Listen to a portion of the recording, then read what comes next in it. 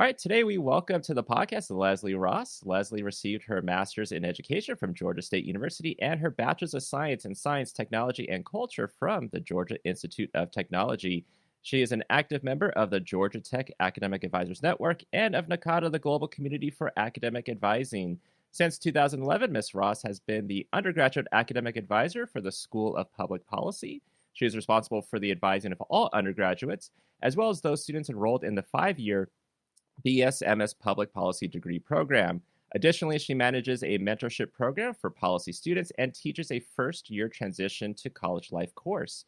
In 2018, Leslie was recognized as the Outstanding Undergraduate Academic Advisor Staff Award winner at the Georgia Tech Faculty and Staff Awards banquet. She was also chosen as one of the Outstanding Advising Award winners at the national level by NACADA. Since then, she has joined the Emerging Leaders Program in NACADA, been elected as Region 4 Awards Chair, Liberal Arts Advising Community Chair, and serves on the Global Awards and Professional Development Committees for NACADA. In her free time, Leslie enjoys spending time with her family, hiking, cooking, and watching educational TikToks. Leslie, it's a pleasure to have you on the podcast. Welcome.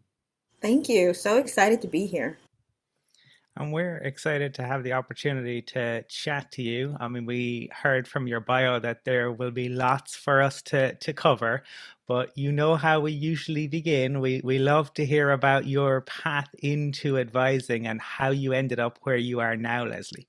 Oh, I'd love to share it with you. I think, it all started when I was a student at Georgia Tech.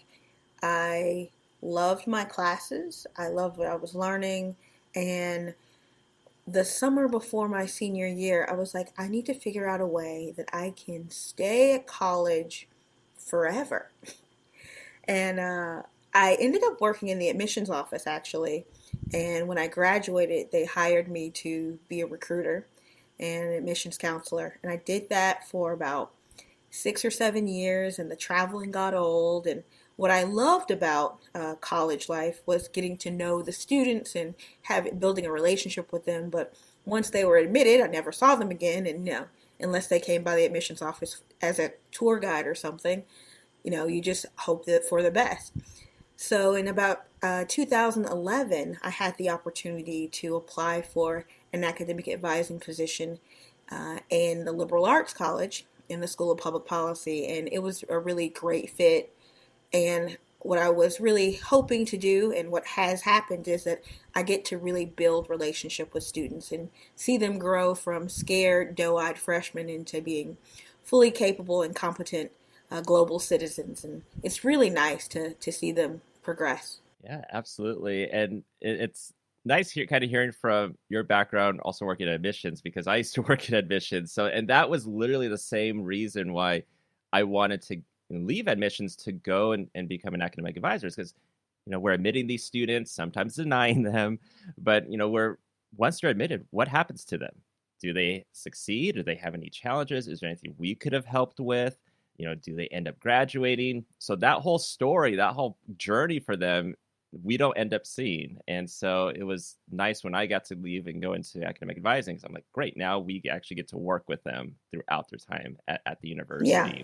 And what I really enjoy is that because I'm the academic advisor for the whole school, I get to see them all the way through the process, from the time that they start and all the way until graduation, and they tell me about their job prospects and their career concerns. So, you really do get to build that relationship over the 4 years. Yeah, and I bet a lot of them probably appreciate being able to okay, I've met Leslie, but I get to also continue to meet with Leslie and have that familiarity throughout their time at your institution. And speaking of that, so you're working at Georgia Tech, and for those that may not know too much about your institution, how would you describe your institution? We are a very academically competitive science and technology institute that is best known for our engineering programs. We have the #1 industrial engineering program by U.S. News and World Report, and a lot of our students come to Georgia Tech to be mechanical engineers or aerospace engineers. We have an outstanding computer science program, and a lot of our students come because of that reputation. And we also have a great College of Liberal Arts. And because students don't necessarily think of Georgia Tech in the liberal arts scope, it is always very exciting to me to expose them to the liberal arts when they come to Georgia Tech and they're interested in something that's not engineering or that's not computer science. And I always tell them a story that I was a liberal arts student at Georgia Tech and how that experience really helped me and grow, helped me shape the person that I am. The opportunity to explain to people not only how things work, but why they work uh, appeal to me. And oftentimes when people ask me, like, your degree, it's science, technology, and culture, like, what is that? And basically I tell them, engineers are really good at designing things, but they're not so great at explaining how they work and how the common person can use this technology or they can use this, new thing. And so it's really nice to be able to be the go-between between that. And I think that the liberal arts at Georgia Tech really kind of presents itself as the perfect relationship between science and the humanities. Yeah, Georgia Tech's reputation isn't just national. Georgia Tech is known globally. I can tell you, both in terms of the academic side of things, and obviously the football team who came to Dublin a few years ago, and Harrison Butker, who now kicks with the Chiefs and has been to a couple of Super Bowls, is a Georgia Tech alum. I suppose I'm really interested in your approach and your philosophy to advising, Leslie, given you have that background and the passion for students and the love of learning. So just interested in hearing a bit more about your approach to your work. Um, I think that you can really kind of summarize my philosophy in academic advising by the slogan, people don't know, I mean, they don't care how much you know until they know how much you care. And oftentimes, students will be hesitant to share with their professors or to go to office hours about the struggles they're having. But once they come to me as their academic advisor and I say, hey, I see that you're struggling in your math class, or I see that you're having some difficulties in your science class, like, what seems to be the barrier for you? And as soon as they recognize and they can see that I'm not asking them, why their grades are bad. I'm asking about their personal feelings. What can I do to assist you in how can I help you to be a better student? Then they open up and they share with me the challenges that they might have, or some of the successes that they have that have made it easier to succeed in other classes, but they're not experiencing the same success in this one class. And I also, I think I empower students when they meet me to say, this is your, college career, and you can map it out, as best you can with my help. I always tell them the sample schedule that you see is by no means the way in which we think that you should go about graduating from Georgia Tech. This is just one way that you could do it. As long as you fulfill all of the academic requirements, you can do that in a lot of different ways. And I am here to assist you and to help you and to accomplish the goals that you have.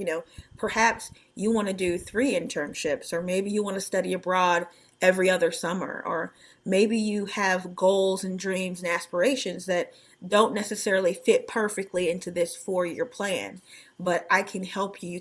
Together we can build an academic plan that can help you accomplish all of your dreams and goals. Yeah, it's definitely. You can make it as specific as possible. And yeah, I think sometimes they see that roadmap and they're like, I need to follow this, to a T. And it's like, no. I mean, who knows? You might not even be able to get one of those classes during one of those terms, and you might have to readjust.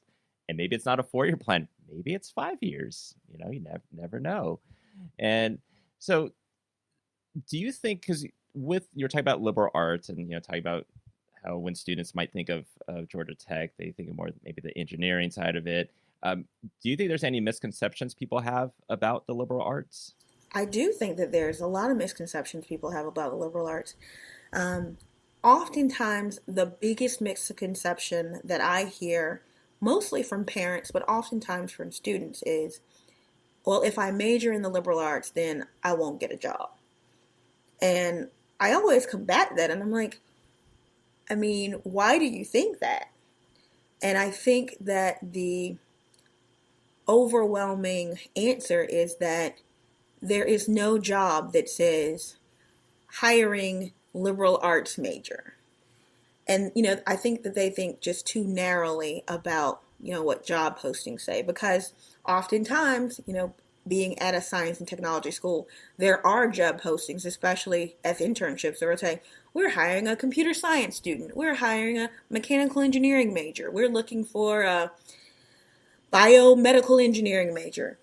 And they always want to know, well, what am I supposed to do if they're not looking specifically for my major? And I always remind them that they are developing the skills that they need to be in a variety of different fields and to do jobs that don't even exist yet. So they need not think of themselves only as a public policy major or only as a liberal arts major, and really think about the skills that they want to develop and the types of things that they want to accomplish so that they can be confident when they apply for that first internship or for that first summer job. I might be biased as a liberal arts grad myself, but I definitely think it provides a solid foundation that you can build on, as you have been saying, Leslie. I'm interested, Matt mentioned that, you teach a transition to college class. And I suppose in terms of this year, it looks like around the world, depending on the Delta variant, but it looks like we're going to be back on campuses. Certainly that seems to be the case in many places. Is your course going to be a little bit different this year, or was it the same last year? I'm just conscious that there's probably a lot of listeners where they had their last year, the students weren't on campus, and so you essentially have two cohorts now coming to campus, some of whom are in their second year, but it's their first year on campus. So is that going to be something that you are dealing with at Georgia Tech? Absolutely. As a matter of fact, I was just talking about this with our director of undergraduate studies, and I was telling him, we will essentially have two first year cohorts. While one of them will have taken their first year classes, they will still not have experienced the wealth of experiences and opportunities that you have being on a college campus. As a matter of fact, there is an article in the Chronicles just today talking about this exact issue, about students, not being able to associate or make friends as freely as they would have if they were on campus and having access to everything that they would normally have access to. The transition to college life class that I do teach, I'm actually teaching one right now for our summer students. And last year it was 100% virtual. We met online. We did all of our presentations online. I think I had maybe 2 or 3 in-person classes where I got to see the students, and we were like, in an auditorium that was meant for 100 people, but there were like 13 people in the room because we were taking precautions for the pandemic. But now students are really excited and anxious to get back to something similar to what they were expecting for their college experience. And I'm excited for them. I'm encouraging them to take advantage of all of the opportunities that they haven't had an opportunity to take advantage of up until now. And even my second year students, those students who were in my class last year, or the students who were first year public policy majors last year, my plan is to reach out to them so that we can start to build the connections and to rebuild the community that is so vibrant and such a big part of the liberal arts school and college at Georgia Tech. Yeah, and I think even just as advisors, professional staff, I know a lot of people are really excited to be back on campus, and also just all the changes that will probably happen once we're back For example, it's not necessarily that we will 100% be back. Maybe there's going to be a mixture of those online courses with the in-person. You might have faculty that love teaching online now, and that's their preferred method. But it is going to be interesting to see how things go. Just like you're saying, like two new cohorts in a sense. You have the new students coming in, but the ones that have been students for a year, but an online student, now they actually get to experience, oh, what is it to be on the campus? And speaking of, being on campus or your role, like your title is a program manager, correct? Yes. So what does a program manager do? Well, basically, I am an academic advisor plus. So I am responsible for, first through all the way from when you start until you graduate for our public policy students. But we also have a mentorship program that helps them to acclimate to Georgia Tech and helps them to get that first internship experience. We require that all of our students do an internship before they graduate in the School of Public Policy. So a lot of our focus is helping students to complete their resume or to talk about interview techniques or what kinds of internships they might be interested in. I'm also, as I mentioned, teaching a GT1000, the Transition to College Life class. And I also work with our alumni and our career services so that our students can have relationships with both our alumni who like to come back and give our students advice, and career services who can help our students while they're here and as they go out into the wide world and get jobs, to keep in touch with us and help us to get that next set of students contacts into the workforce. So it's really a holistic kind of 360 view that you have of the student journey, which must be fascinating for you, but great for the students, and to probably potentially see alums come back and give back, which is really cool. Now, when I was doing some research for this interview, did I see online that you went to the UK back in 2017? Was that right? Can you tell me a little bit about that? I would love to tell you about that. I supervised an international study abroad program. We have what's called the Georgia Tech Study Abroad program that goes to Oxford, and the students spend 5 weeks going from city to city. Usually, it's 3 cities in Italy. A couple of cities, maybe they'll go to, it depends upon what group they're in, the different cities they go to in Europe, but Paris, Vienna, Belgium, it was amazing. And as a matter of fact, this was my second time doing it in 2017. I also supervised this same study abroad trip in 2006. And that was when I was working in the admissions office, and it was an amazing experience both times. What I can say is that the students love it. It is eye-opening for most of them. It is their first time out of the country, especially their first time out of the country, alone. They don't have their family with them. Most of the time, they don't know anybody in the study abroad program before they sign up. And it really just gives them an opportunity to see parts of the globe that they've never been to, and to study. While we're traveling, the students are taking 2 classes. One of them is a music appreciation class, and the other is an art appreciation class. So we go to operettas, we go to symphonies, we go to so many museums. I think in 2017, I went to the Louvre 4 times. It was amazing each time, but suffice it to say, I still haven't seen everything in the Louvre. It was a great opportunity. I encourage anyone who, even has an inkling that they might want to experience something like this, look into see if your college or institution allows staff to supervise study abroad trips. The process for me to go on this one, it was an application process, and then you interview. You have to have the support of your department, and you have to agree to do your job while you're traveling, as well as to be present and helpful for the students who need, the basics of, how do I get around? Where's the metro? Keep them on track and make sure that everybody has what they need.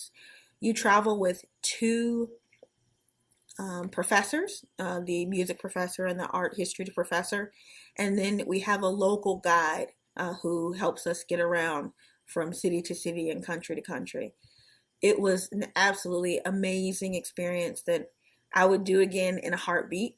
And I mean, the School of Public Policy actually has started its own international study abroad experience, and we are going to continue. We do a study of climate change in Venice, and the students spend about 4 to 5 weeks in Italy. So I'm really hoping that in 2022 that I can be the staff member to go to Italy. So, I'm crossing my fingers and dropping hints wherever I can to say, Italy sounds like a great place for me to go. We're going to put it out there. Speak it, believe it. Right? And talking about that too, it's like we've had past guests like James Alford or Mike Sersosimo who participate in similar type of things like that and have said how much it's not only benefited the students, but for them themselves to be able to go and then to experience that with the students. Like it's been amazing for them. So yeah, hopefully 2022, I'm crossing my fingers for you as well. So we were talking the other day about and joking about how it's hard to say no because there's so many opportunities out there. And, it's like, do I say yes to this? Do I have time to do it? Can I make the time to do it? And especially, with the NACADA, it's like you go to a conference, you go to a session, and they're like, hey, we need help with this. Or you just happen to walk around and someone says, hey, I know you. Do you want to help with this? And knee-jerk reaction a lot of times is yes. And then it's like, why did I say yes? Oh, no. How's that worked out for you so far? And how's that helped you with your professional development? I mean, I will say that I have a say yes first and figure out how you're going to make it happen second kind of philosophy. And I think that's why people just continue to ask me to do things because they just know I'm going to be like, yes, I would love to do it. I would love to help. I would love to pitch in. And I think that's really added to my professional development. And it's why I am Region 4 Awards Chair and on the Global Awards Committee and on the Professional Development Committee, and why I threw my name in the hat to run for Liberal Arts Advising Committee Chair.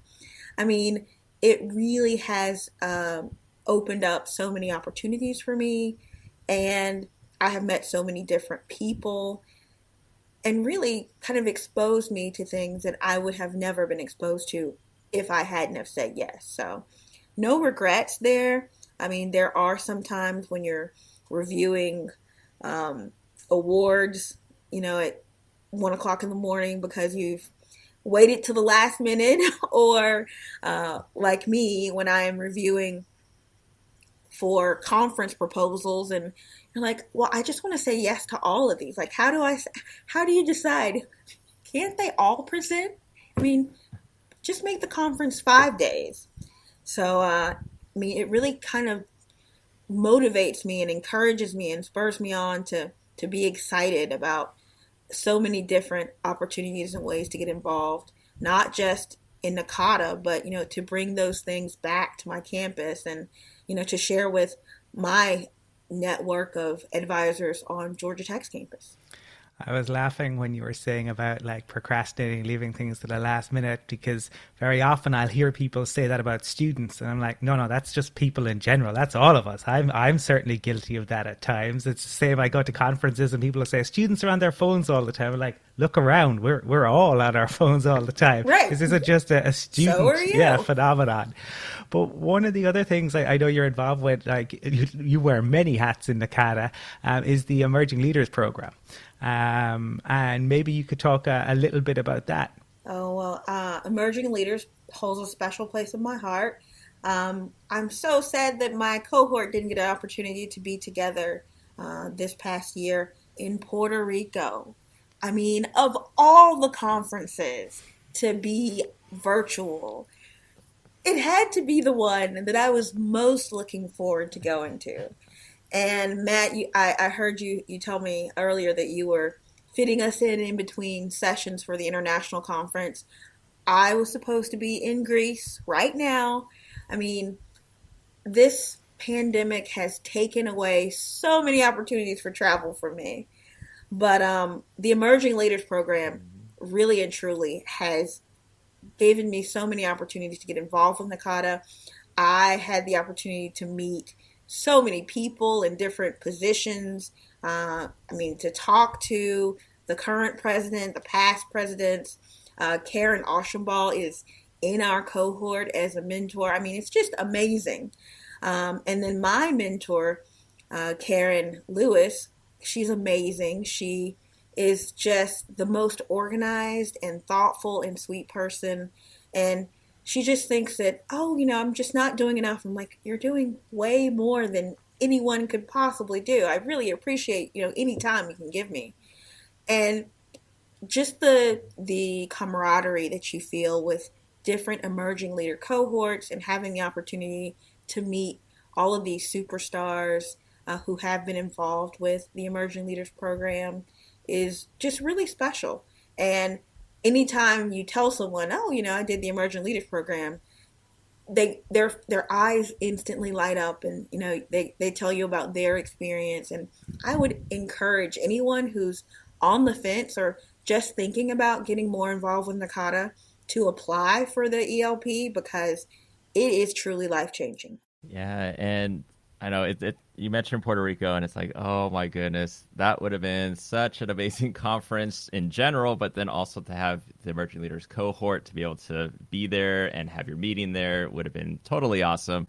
And you're actually graduating the program this October, so hopefully it's when you get to go to Ohio. And a lot of your goals that I think that was posted on the website for Emerging Leaders that you had for your second year, you basically were able to check all of them off. But one question I don't think we've ever asked anyone yet for the Emerging Leaders, people who've been in the Emerging Leaders program, but for those that might be interested, though, we've talked about how you get paired with, there's a mentor and mentee. Can you talk about your specific with Karen, how you all communicate, virtually? Is it something you do is it structured? Is it kind of just like whenever you need assistance? I will really just say that Karen became my phone buddy best friend. Like, we would just text each other. We started using Marco Polo to each other.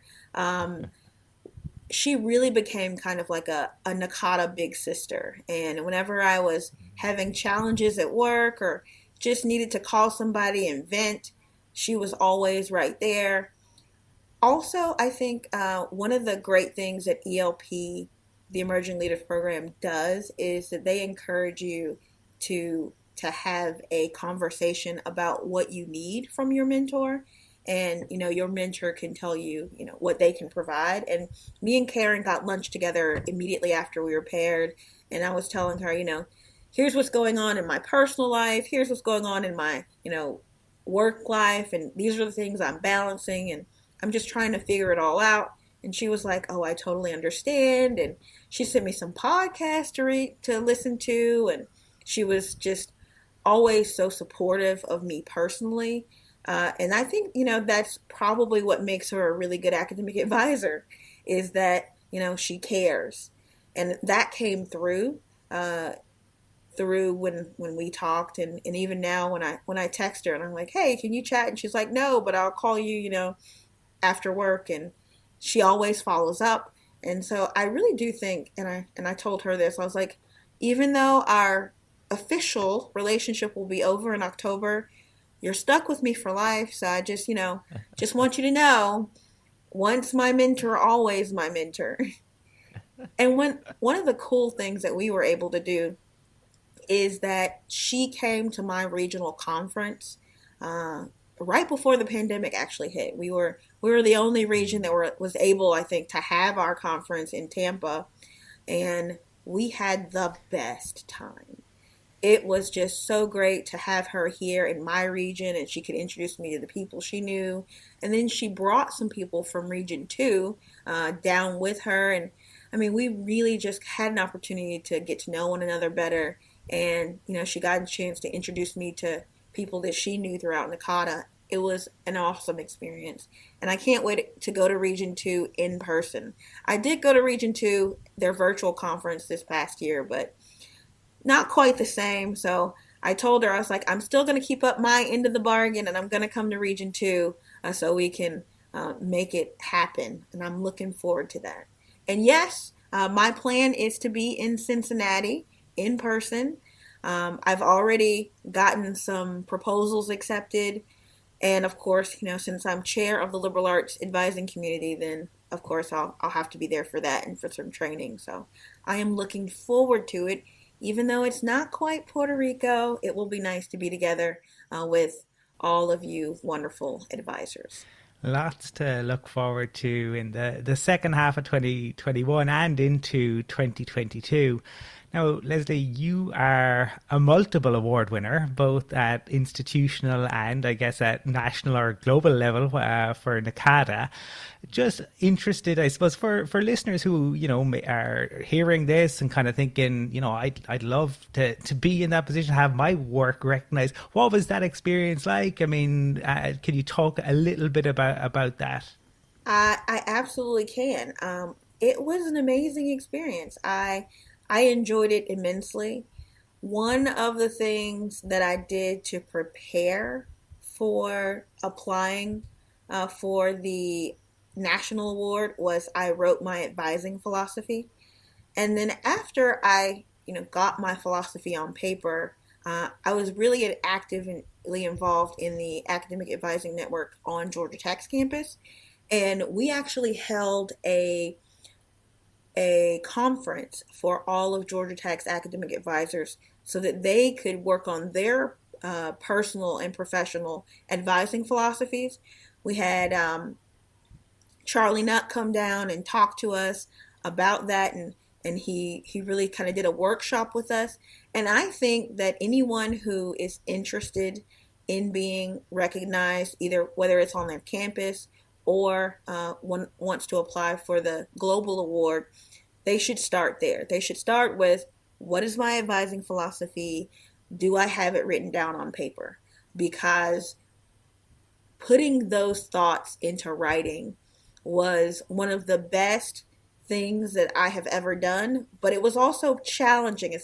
It's hard to convey, how you feel and what you think about academic advising into, a quick one-page synopsis. One of the great tips with advising philosophy is like it's a living document, because as we learn more, we're more seasoned, we can update that document, add to it, change it up. Maybe it becomes 2 pages. Who knows? Yes. But yeah, it's definitely hard to kind of get everything that from heart heads onto that Word document and to really describe, okay, what is it that I believe in? What is it that I want to do for my students, for myself, and that sort of thing. But great tip with creating that, to create that advising philosophy.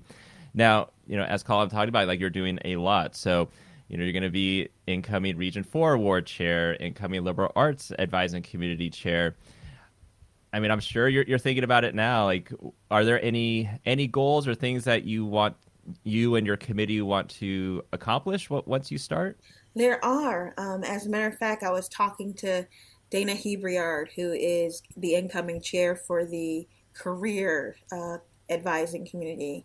And I was also talking to some other chairs of their advising communities. And what we want to do is to have more collaborations between the communities. And I'm hoping to have some virtual Zoom conversations, especially since more things will be um, on campus and in person.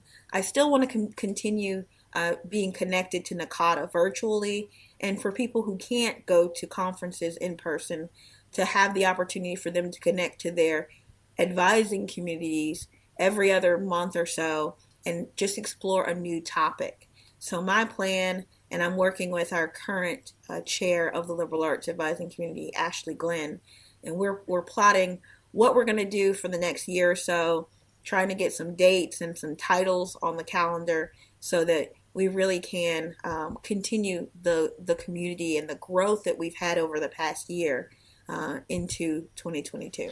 Yeah, great to hear about those plans, and I suppose the desire for kind of continued collaboration across different communities. Now, one of the things that I heard when Matt read your bio is that outside of advising in higher ed, you're interested in hiking, and that's probably speaks to me as that's something I do. But I suppose outside of higher ed, alongside hiking, and I'm interested in hearing that. But for I suppose listeners, tell us a little bit about your world outside of higher ed. Um, so I have the world's cutest nephew, and I am his number one fan. We spend at least a week or two weekends together. He is the only grandchild on my parents' side. He is the love of most of our family's lives. Outside of that, I really enjoy cooking and, like you said, hiking. I just recently did Tallulah Falls. It has a million steps. It was absolutely gorgeous, like just so pretty. But the whole way you're going down, you're like, oh, this is fine, this is fine, this is fine. I can totally do this. And then you have to climb the million and one steps back up. And that's when you're like, maybe I should have worked on my squats a little bit more before I thought I could climb 1,162 stairs, without dying. But I have a friend or two who's always willing to go on an adventure with me, and we haven't gotten lost yet. So that is always fun for me. And then, of course, I have a secret identity along with Matt, which is we like to watch and make TikToks. I think Matt's a little bit more seasoned in his video production skills, but I always enjoy watching TikToks, and you would be surprised how many educational, academic advising, or just interesting things that people talk about and they can teach you to do in 1 or 2 minutes. It's always surprising how I can get on TikTok and watch for 2 or 3 minutes, and then before I look up, it's 15 minutes have gone by. Or in some cases, it could be like hours go by. But I think, and it's funny that you mentioned that, or great that you mentioned that, because a couple episodes ago we had Miguel Jaramillo from Rio Rancho Schools that was on, who was talking about TikTok and kind of how he just by chance got famous a little bit from his TikToks that he did, but how you can actually engage students, but then that there is an educational professional development side of it, because with that algorithm, kind of depending on what you're watching, TikTok's going to push those videos to you. And so there is literally an academics of TikTok side of it. There's a teacher TikTok side of it. Cooking, there's so whatever you could imagine, there's a side of TikTok for you for that. So yeah, and so definitely it's not just the dances and funny videos. There are opportunities to actually learn by watching a lot of those videos. Now, this is being posted in early July, so this is that transition piece where you have Dr. Melinda Anderson that's starting as our new NACADA executive director. You have Charlie Nutt with his phased retirement. Anything you want to say to Dr. Anderson starting as the new executive director, and also for Charlie in his phased retirement? I mean, just congratulations to Charlie. It has been an absolute pleasure to know and to grow under him. As I mentioned, he came to our campus to help us with our academic advising philosophies a few years ago. But then we were also pleased to host Dr. Melinda Anderson here recently for our symposium. She came and spoke, virtually this past summer at Georgia Tech's um, conference. So, I mean, to really have the support of the Georgia Tech faculty and undergraduate education to really show their support for academic advising is immensely helpful. And anything that I can do to help Melinda be successful, please feel free. Ask and I will say yes. And to Charlie, don't be a stranger, because we definitely, most assuredly, appreciate all of your hard work and help, and wish you the best in your coming retirement. A couple of lovely messages there, Leslie. Now, I think, we've covered a lot today, and I think, listeners will have taken a lot away from what you have said, like insights that you have provided, really great tips, and practical things that they can do. If there are listeners who would like to get in touch with you, to hear more from you, what's the best way for them to go about doing that?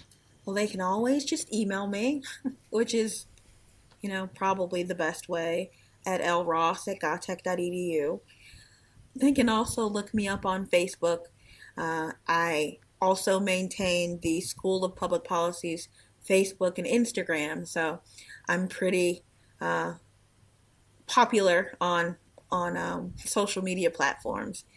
Uh, I'm happy to connect with anyone, talk about academic advising, or about anything else that I might be interested in or be able to help you with. Well, and we just learned something else that you also do. So, also doing the social media account. If all those, additional duties as assigned, it encompasses a wide variety of duties. Everything that you do is you give 100%, and it's fantastic. And I think we've both enjoyed talking to you today for the podcast, and hopefully we all make it out there to Ohio for the conference, and then see you in person again. But Leslie, this has been great. Thank you so much for being on the podcast. Thank you so much for having me.